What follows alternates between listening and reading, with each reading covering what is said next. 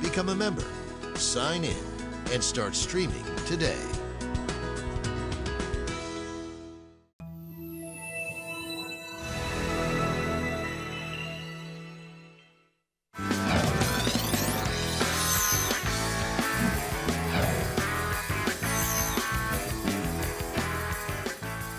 Hi, everybody. Welcome to the January 17th, 2020 edition of Colorado Inside Out. I'm your host, Dominic Dezzutti. Thank you very much for joining us. You will see very quickly why this is going to be one of our smartest shows ever, having nothing to do with me, but you'll see why soon. Let's get a quick take on the Denver City Council potentially looking at a way to make pit bulls legal in Denver through a registration system. Proposed by Councilman Chris Herndon, he's now making the move to, it's not a full repeal of the pit bull ban, but it'll be a new registration program. Patty Calhoun from Westward, it gets us halfway there. How would you describe this way? It's not the repeal of the full ban, but it should help pit bulls if it is passed. It's pit bulls on probation rather than in prison, which has been the situation really for 30 years. You know, as we break down other stereotypes, pit bulls have been completely prohibited in the city of Denver, when in other cities, more enlightened cities like Aurora, have gone to not breed specific issues. It's just a bad dog is a bad dog. So this is going to be an opportunity for pit bulls to prove they can be nice too in Denver. Speaking of being nice in Denver, Krista Kafer, Denver Post columnist, has joined us. It's great to have you back from all your various world travels. We can get to that later. Krista, it's been 31 years, as Patty said.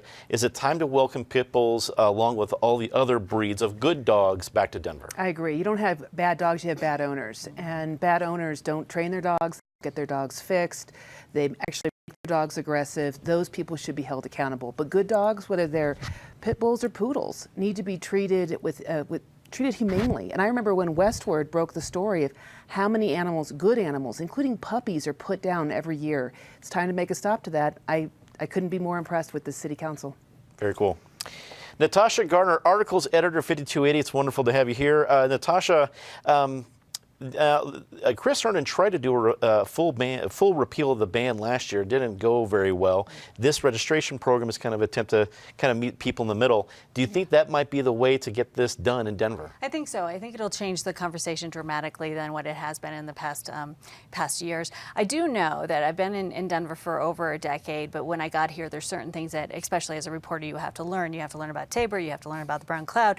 You also have to learn that Coloradans love their pets. So be very careful about what you say about them, which makes this pit bull controversy so interesting, the fact that it is such a topic of discussion. I went down a rabbit hole this morning looking at Reddit, and people have lots of opinions. So I think the sort of changes that they've made to this proposal will perhaps make it more likely to go through, but it's not going to be without a lot of conversation. Leanne Wheeler, principal at Wheeler Advisory Group, joins us for the first time at the table. Thank you so much for being here. Leanne, you're from Aurora. You ran for city council in the at-large candidates. Yes. How does Aurora handle pit bulls? I think we got a little bit of a preview from Patty, but what's your insight on the situation? You know, I'll share that in Aurora, year over year, our constituents were coming before council to say, listen, these are our pets, these are our beloved animals. Please consider repealing any ban you would have on breed, and that's something that we've managed to accomplish in Aurora City Council. So it's back 6-7 years worth of dialogue. It's absolutely the right answer, is to tie an animal's behavior to its ownership and how that animal is handled versus its breed. At the onset, there's something wrong. So it's the right move. Nice to see Aurora leading the way. We're trying. Well, this week, Colorado Congressman Jason Crow was named one of the 7 House impeachment managers for the impeachment case against President Donald Trump. One of his initial challenges will be to try to get the Senate to accept any witnesses or evidence in the trial. Senate Republican leadership is against the idea, but a few GOP senators are signaling being open to breaking ranks. Patty, Representative Crow joins the growing list of Colorado Congress representatives that are making some sort of a splash in the impeachment trial. What do you think of this particular tapping of Jason Crow as one of the 7 impeachment managers? I think it was a surprise to most of us when we saw Joe Neguse when he was on the committee doing a lot of questioning and then doing a lot of FaceTime on the big national news. We saw Diana DeGette do a great do a really great job of handling the impeachment process. And now Jason Crow's coming up. You know, he was a surprise, really, candidate to win in the 6th Congressional District, the first Democrat to win in I can't remember how many years since it was reapportioned. He was at Holland and Hart, so he's got a big, strong background in prosecution and law, but he has 3 tours of duty also in the military, which made him a very attractive candidate to the 6th and makes him really an interesting choice here. He knows what he's doing. He can certainly show grace under pressure, and he actually voted against Nancy Pelosi becoming Speaker of the House. So the fact that she reached out to him really says a lot about the direction they're going in. They are going for the best people on this team. Krista, certainly one impeachment manager does not the entire effort make, but this is significant for Jason Crow as a freshman. All the different things that Patty had listed, including being an Army Ranger. What does it say for Jason Crow's political future to have this responsibility? He may regret saying yes. I remember I was a congressional staffer back during the Clinton impeachment. And of course, everyone who was on the Republican side was so certain that the entire country was super offended by President Clinton. I mean, he perjured himself in a sexual harassment proceeding. It wasn't good. He tried to cover it up. It was obviously something wrong. Did it rise to the level of high crimes? In retrospect, I don't think so, but we were certain the nation was behind us, that they were as offended as we were. And so, you know, he was impeached, but he didn't end up being removed by the Senate. And then I remember the next election, a couple of those impeachment managers lost their seats. I think people might be a little bit surprised that even though the president did abuse his power, and he's not a nice guy, he's not a good guy, but I think that the average American is like yawn over this whole thing. I mean, it is a political proceeding. I think only your really hardened Democrats or really far left are that excited about it. So it may end up affecting Jason Crow's election in a way that he doesn't anticipate. Natasha, let's keep that going, because I heard a report on the radio just this morning about an analyst thinking that it was going to be, or there wasn't a way for it to hurt Jason Crow, but Krista brings up good points. CD6 is a pivotal, it's right, I think, well, I don't know the different numbers in CD7 anymore, but CD6 is a pretty well-balanced district. It's not blue or red. It's pretty purple. What does this do for Jason Crow, especially, and let's remember how the game was going to forget, it's an election year.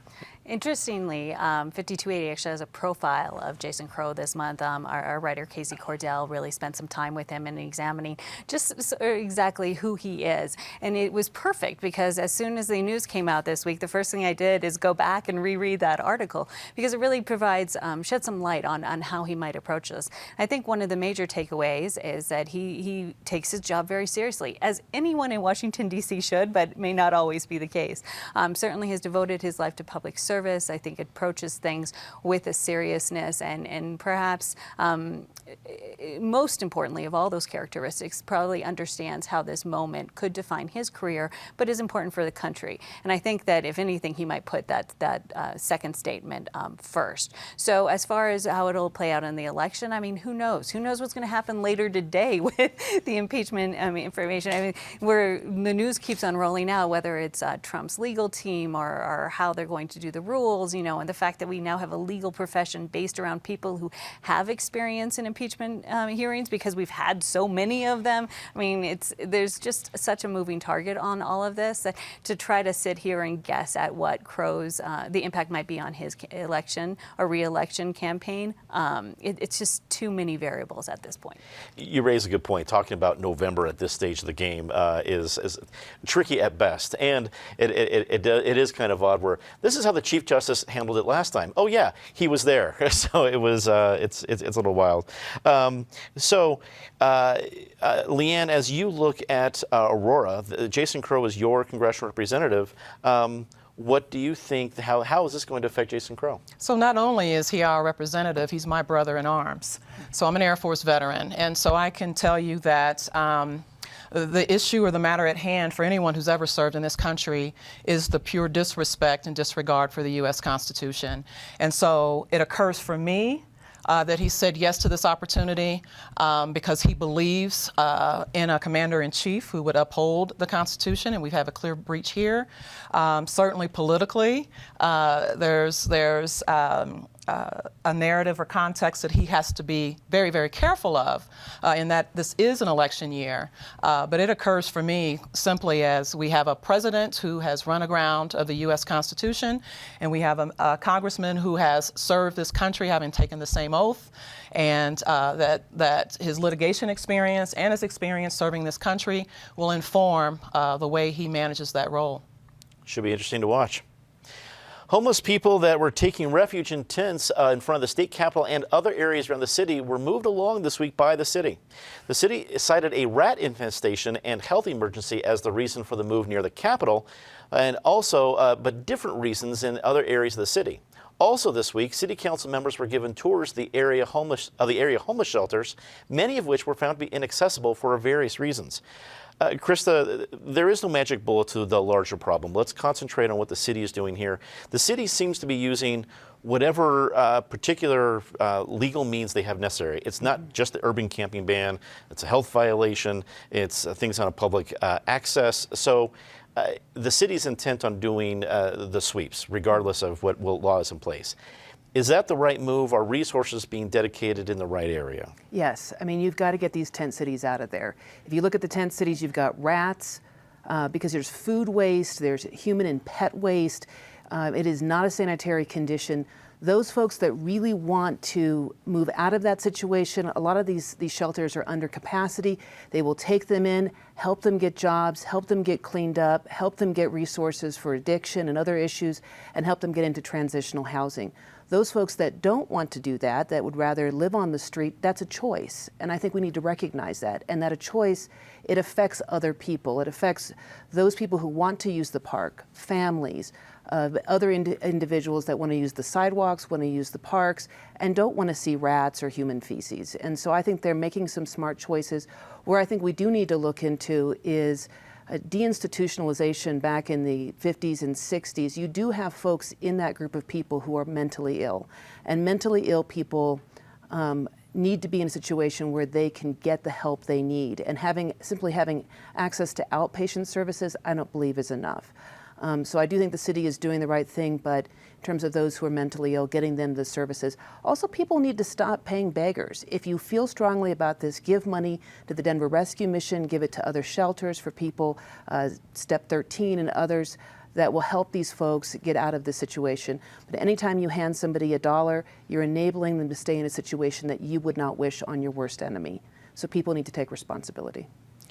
Natasha, what do you think of the city's policies of basically using whatever laws they really need to, frankly, if it comes down to policies? When the urban camping ban came down as at least being repealed or found unconstitutional, rather, and now it's in an appeal process, this is the city needs to lean on that. So does that open up really how the city is approaching this camping ban or not? Well, I think what's interesting is that this had kind of come up this summer with 300. There was sort of this talk of that this isn't the only tool that the city has or could use in these scenarios. And now we're seeing them employ it in different ways. I mean, for a lighthearted moment, I just have to say something about the rodent problem in Denver and the metro area. I mean, we have the bubonic plague with prairie dogs last summer, and now we have rats in the middle of the city. I mean, I'm expecting a headline about squirrels at any date.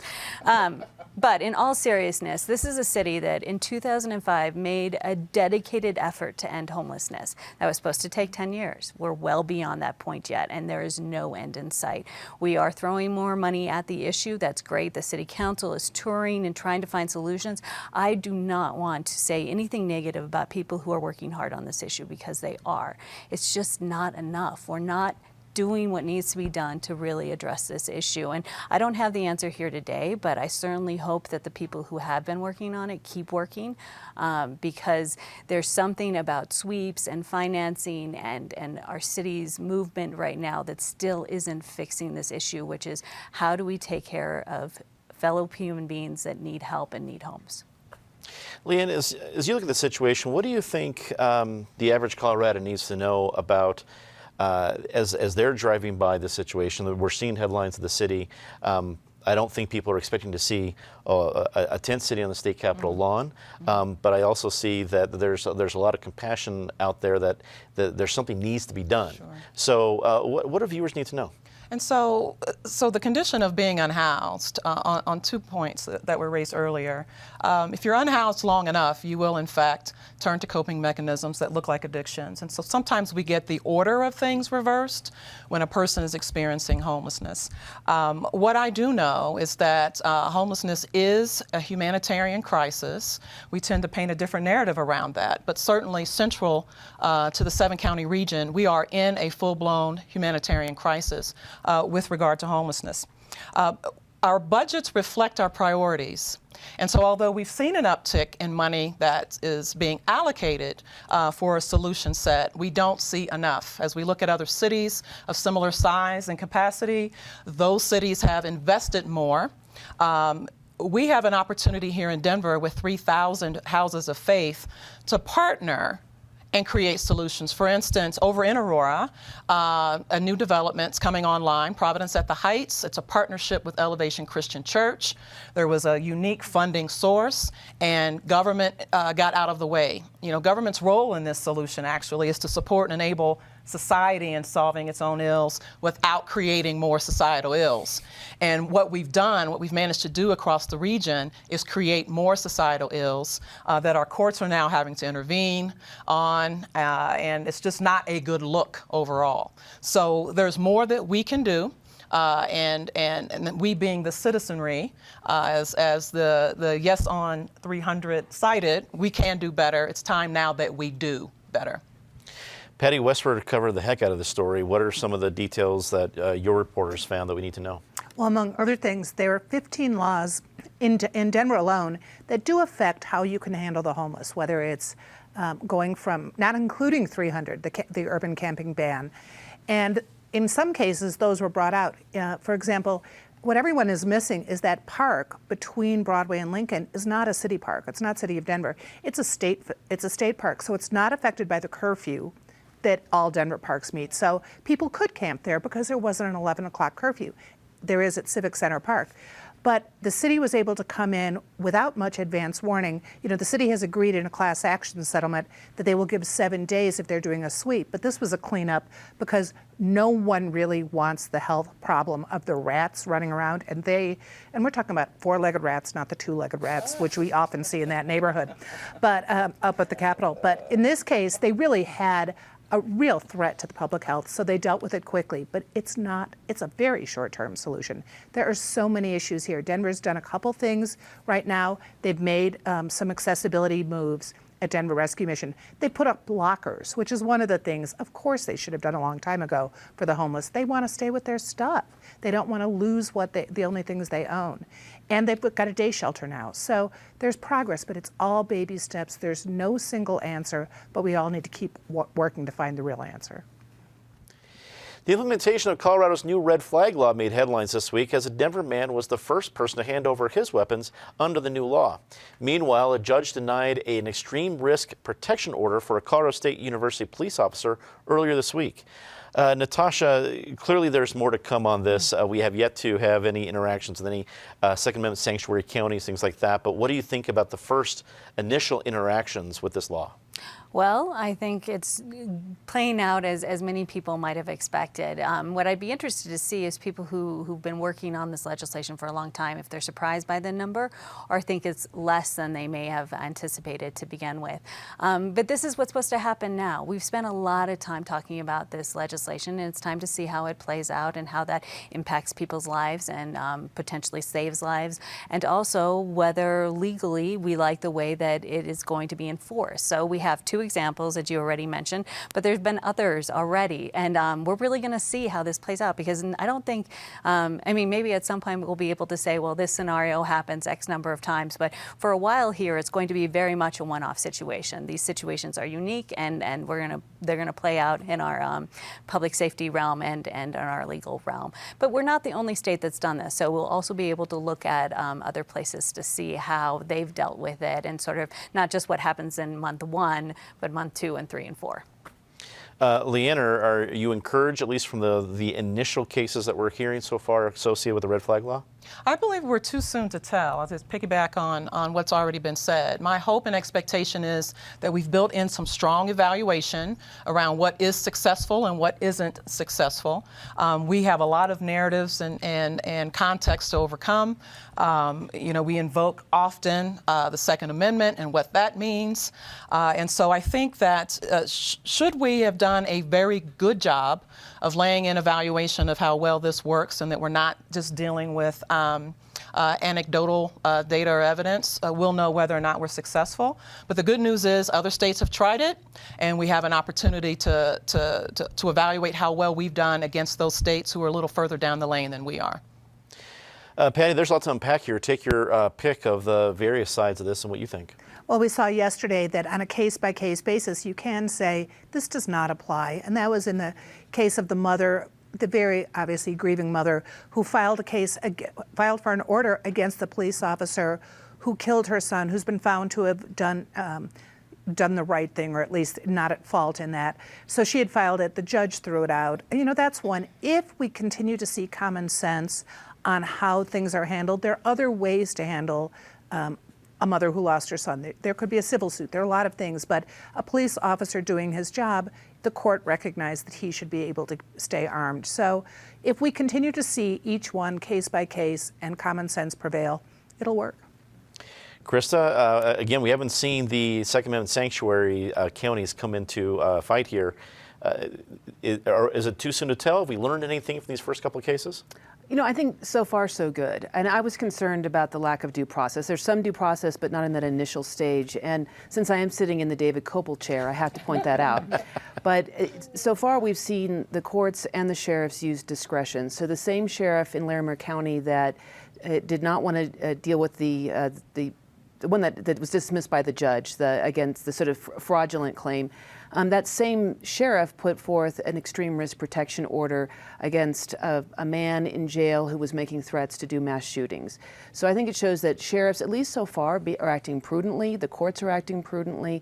Let's see if this stays, or if we need to go back and tweak the bill. I think in order to keep that bill, or I should say now law, constitutional, probably do have to fix the due process issue.